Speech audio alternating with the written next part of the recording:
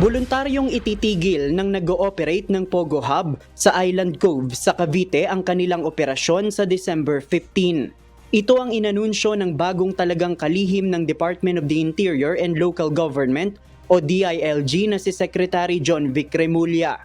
Kausap ko na sila kahapon dahil because it's in my home province and the property used to be owned by my family.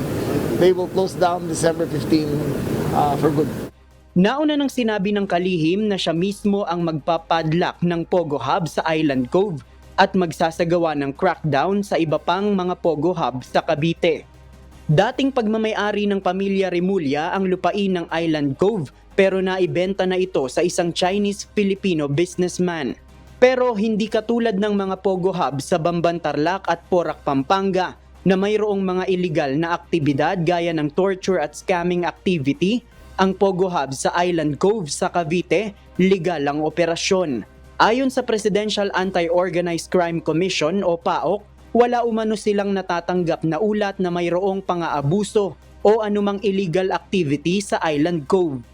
Walang illegal na reports about Island Cove.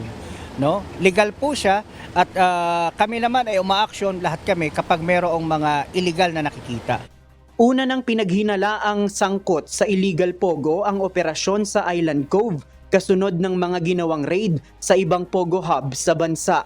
Para sa PAOK, magandang balita naman na suportado ng bagong talagang kalihim ng DILG ang gagawing crackdown sa mga Pogo sa Cavite.